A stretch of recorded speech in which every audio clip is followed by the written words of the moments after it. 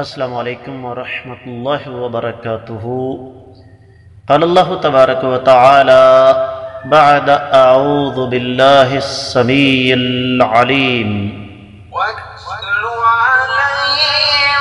نَبَأَ نُوحٍ إِذْ قَالَ لِقَوْمِهِ يَا قَوْمِ إِن كَانَ كَبُرَ عَلَيْكُم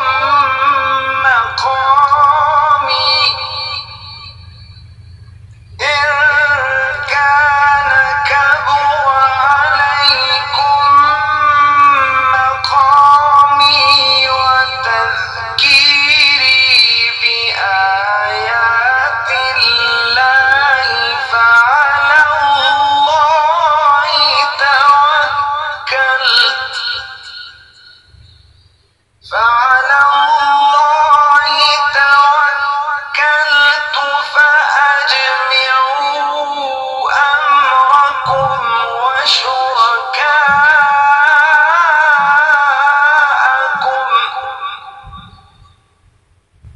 فأجمعوا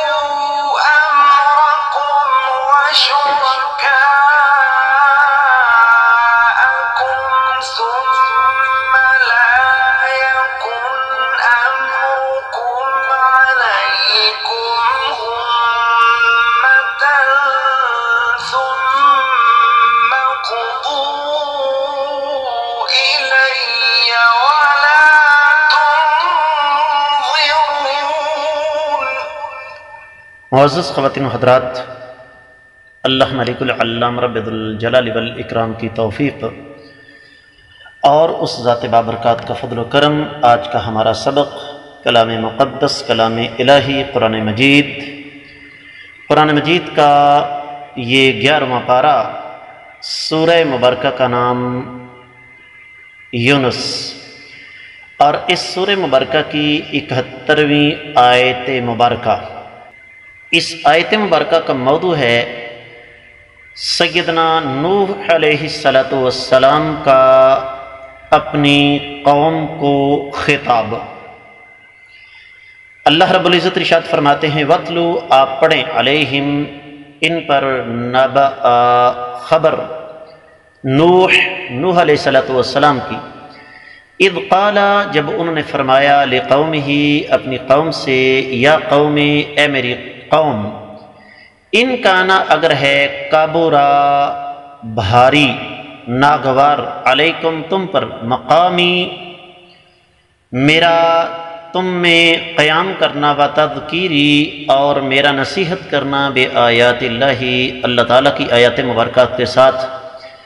فعلی اللہ، پس اللہ رب العزت پر، توکلت،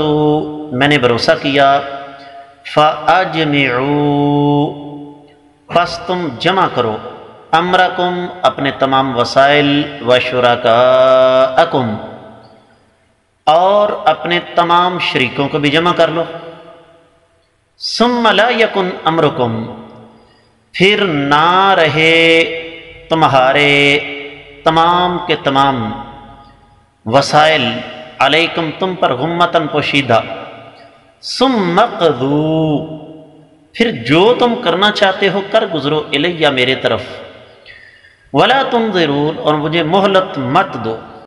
با محاورہ ترجمہ سماعت فرمائیے گا۔ اور ان لوگوں کے سامنے اے نبی صلی اللہ علیہ وسلم سیدنا نوح علیہ السلام کی داستان رکھیے، جب انہوں نے اپنی قوم سے مخاطب ہو کر یہ کہا کہ اے میری قوم، اگر تم کو میرا قیام اور اللہ کی آیتوں کو بنیاد بنا کر میرا نصیحت کرنا ناگوار گزرتا ہے، تو میں تو اللہ تعالیٰ پر بھروسہ کرتا ہوں، تم اپنے شریکوں کے ساتھ مل کر اپنے تمام وسائل جمع کر لو، اور پھر تمہیں یہ اچھی طرح معلوم ہو جائے کہ تم نے جو کچھ کرنا ہے اس میں سے کوئی چیز پوشیدہ نہ رہے، اور جو تم میرے بارے میں کرنا چاہتے ہو کر لو، اور مجھے بالکل بھی مہلت مت دو۔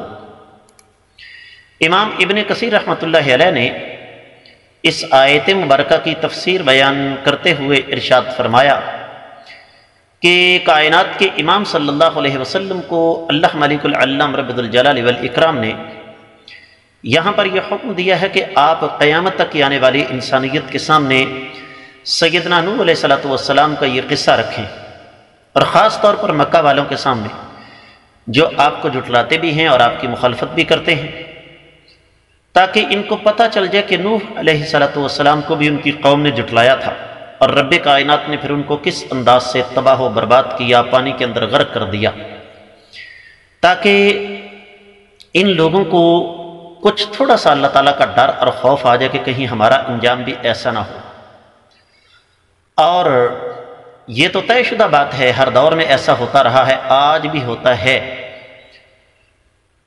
ابن کثیر رحمۃ اللہ فرماتے ہیں کہ یہ جو الفاظ نے اذ قال لقوم یا قوم ان کان کبر علیکم مقامی، کہ اگر میرا تمہارے درمیان رہنا ناگوار گزرتا ہے، تو یہ پرانی بات ہے، پرانا سلسلہ ہے۔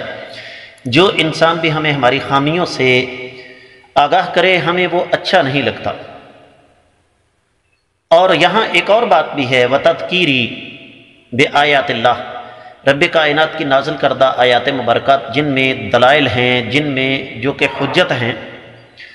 تو فعلی اللہ توکلت، مجھے اس بات کی کوئی پرواہ نہیں ہے کہ تمہیں میری بات اچھی لگتی ہے کہ نہیں لگتی، میں تو اپنے اللہ پر بھروسہ کرتا ہوں۔ فاجمعوا امرکم وشرکاءکم، تم بھی اور وہ تمہارے جو بت اللہ کے سوا جنہیں تم معبود بناتے ہو، سارے کے سارے جمع ہو جاؤ، اپنے وسائل جمع کر لو۔ ثم لا یکن امرکم علیکم غمہ، اور پھر تمہارے دل میں کوئی حسرت باقی نہ رہے کہ بھئی ہم اگر یہ کام کرتے تو نوح علیہ السلام کا راستہ روک سکتے تھے، اگر یہ ذریعہ اختیار کرتے تو یہ ہم نوح علیہ السلام کا راستہ روک سکتے تھے۔ تو فرمایا فَاقْضُوا إِلَيَّ وَلَا تُنظِرُونَ، مجھے تم ایک لمحے کی بھی مہلت مت دینا، جو کچھ تم کر سکتے ہو کر لو، مجھے نہ تمہارا ڈر ہے نہ تمہاری پرواہ ہے، اس لیے کہ میں جانتا ہوں کہ تم لوگ باطل کے راستے پر چل رہے ہو۔ اہل علم یہ فرماتے ہیں کہ اللہ ملک العلام رب الجلال والاکرام نے جب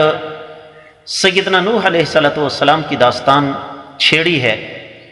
اس سے پہلے ہی اللہ ملک العلام رب الجلال والاکرام نے اہل مکہ کے حالات جو ہیں وہ بیان فرما دی، اور یہ تو بات عام مسلمان بھی سمجھ سکتا ہے، اور اگر نہیں سمجھتا تو اس کو سمجھ لینا چاہیے کہ قرآن مجید کی تعلیمات 3 قسم کی ہیں۔ بڑی توجہ کے ساتھ یہ بات سننے والی ہے، یہ قرآن کا خلاصہ ہے کہ قرآن مجید کی تعلیمات وہ 3 قسم کی ہیں۔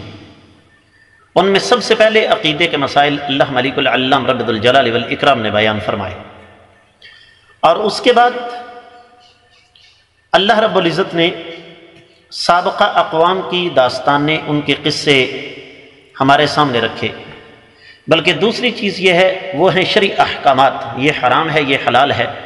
یہ کرو گے تو تمہیں فائدہ ہوگا، اگر اس راستے پر چلو گے تو دنیا اور آخرت میں ناکام اور نامراد رہو گے۔ اور تیسری چیز ہے حلال و حرام کے احکامات، دوسری چیز حلال و حرام کے احکامات ہیں،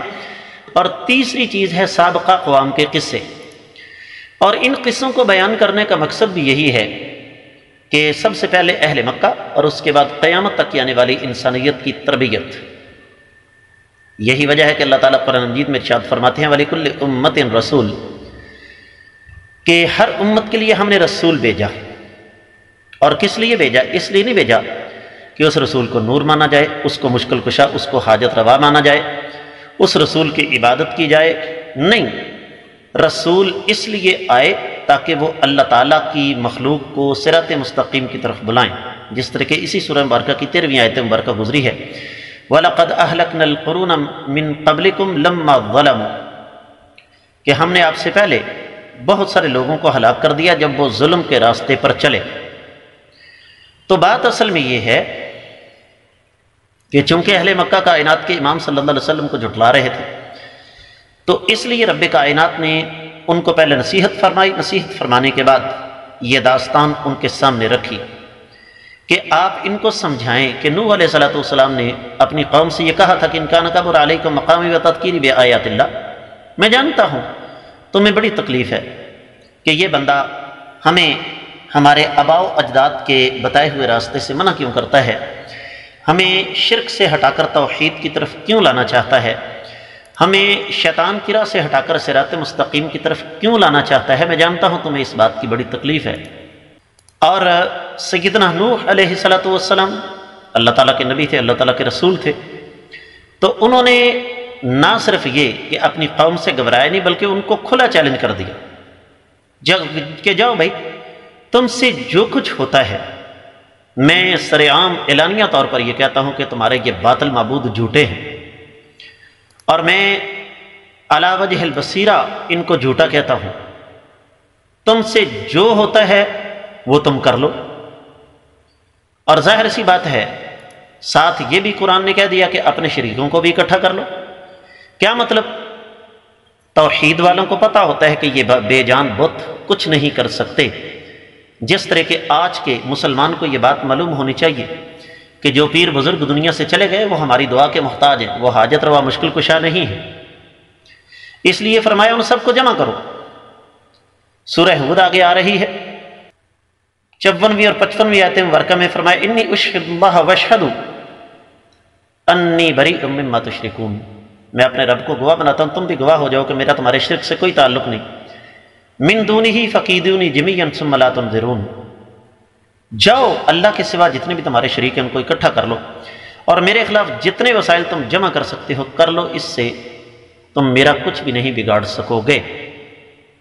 تو حاصل کلام یہ ہے کہ جو اللہ کے راستے پر انسان چلتا ہے ایک تو اس کی مخالفت ہوتی ہے، لیکن اگر وہ اللہ پر بھروسہ کرتا ہے، توحید کے راستے پر ڈٹا رہتا ہے، تو اللہ رب العزت اس کی ضرور مدد فرماتے ہیں۔ اللہ تعالیٰ سے دعا ہے کہ اللہ تعالیٰ ہمیں سمجھ کر عمل کرنے کی توفیق مرحمت فرمائے۔